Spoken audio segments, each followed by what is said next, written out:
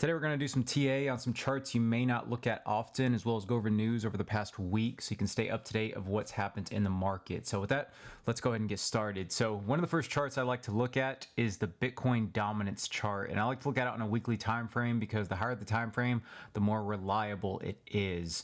So you can see here on the Bitcoin dominance, it actually bounced nicely off that support level of 54.3%. So what this means is Bitcoin will most likely continue to rise, but versus last time where when it was rising, everything else was falling, I believe we'll see it rise in tandem with altcoins, and I'll actually tell you why in the next few charts. But right now what I'm looking for is it to continue to rise and potentially reach this 57.6% level, which did act as major support on June of 2019 and September of 2020 before alts had a major run. So looking for something similar to happen, but we'll see what happens here. Besides the Bitcoin dominance chart, you can see on the ETH BTC chart, this actually coincides with what the dominance chart is saying. So it basically looks at ETH's strength versus Bitcoin. So as Bitcoin gets stronger, ETH gets weaker, vice versa. So ETH, you can see rejected off that resistance and is getting closer to this major support level, which was a strong level in January of 2021. So I believe once ETH gets to this level, it'll coincide nicely with Bitcoin's dominance, and then we'll see a major alt season start.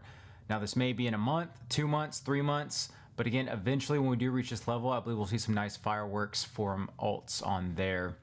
And then next is the total 3 chart. So this is a chart that is the total market cap of crypto minus Bitcoin and Ethereum. And I believe this only actually tracks the top 125 to 150 coins, but nonetheless, it does track a lot of altcoins. So you can see here, it has bounced nicely off this weekly trend line I drew, as well as bounced nicely off support. So what this is telling me is alts are starting to show strength. Okay, so this is something we want to see if we want to see a run in tandem with Bitcoin. And then last but not least is the USDC or USDT dominance chart.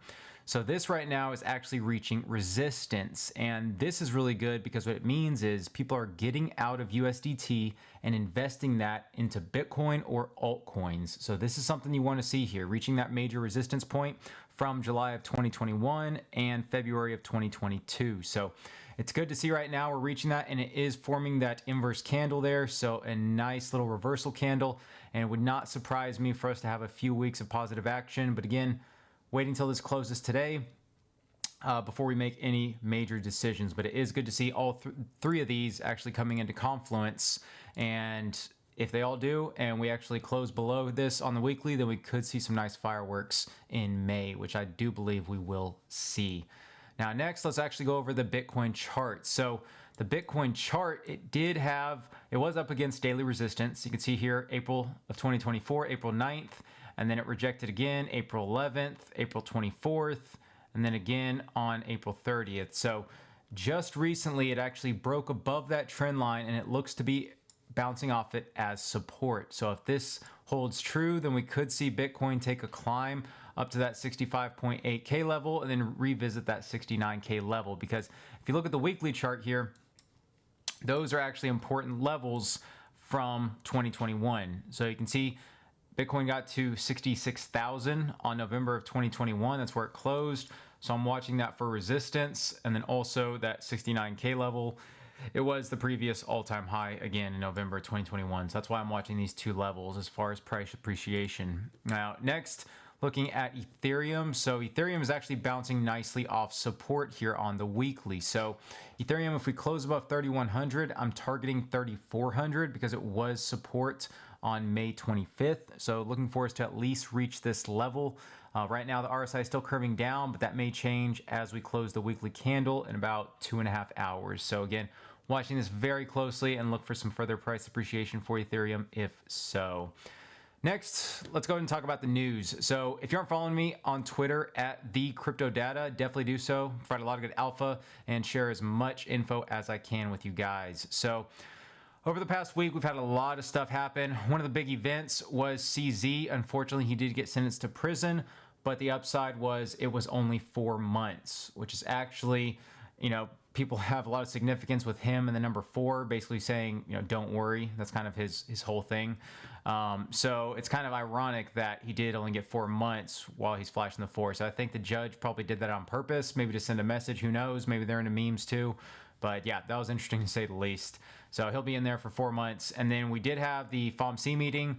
Interest rates have been unchanged. So we had staying between 5.25 to 5.5%, which in my opinion, any rates that are unchanged or cut, that is bullish for the market. So again, unchanged is good for us. We saw some relief in the market after this. So good to see on that front. And then also, we had GBTC. So Grayscale actually had their first inflow day on May 3rd. So you can see since it started, since the ETFs were approved in January, it has had negative inflows every single day. And now it recently had its first positive inflow. So this is amazing to see. And this actually also coincides with the M2 money supply graph. I believe we had our first positive month of that as well.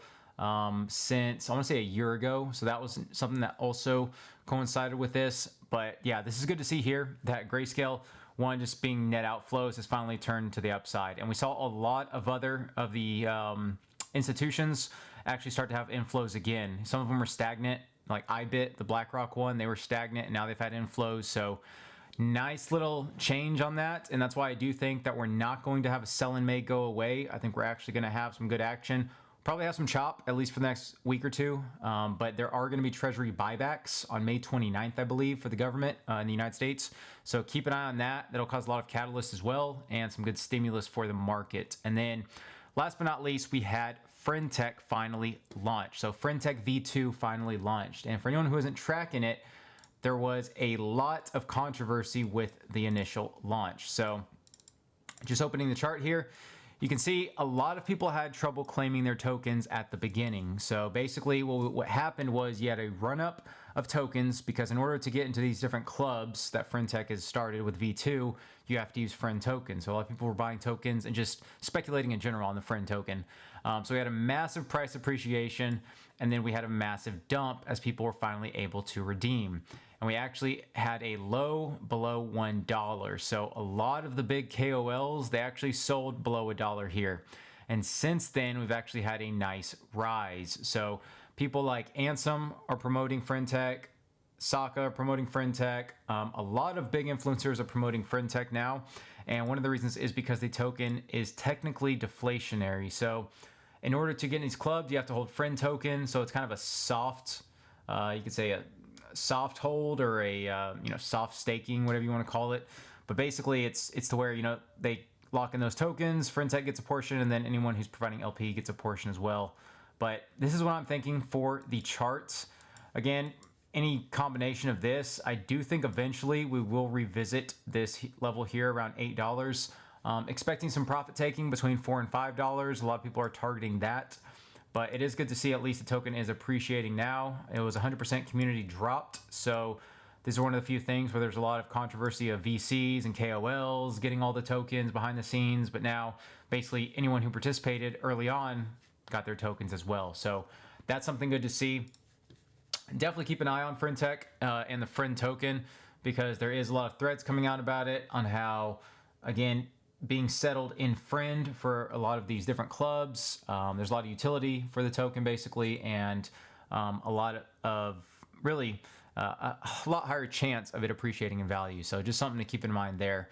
But with that, that's all I had for today. Hopefully this helped y'all out as far as getting up to speed for the past week, and then some TA for some charts that you maybe not look at regularly. So if you guys have any questions, please leave them in the comments below. Please like if you haven't, and please subscribe. Appreciate all my subscribers. Thank you guys so much for watching. Until next time.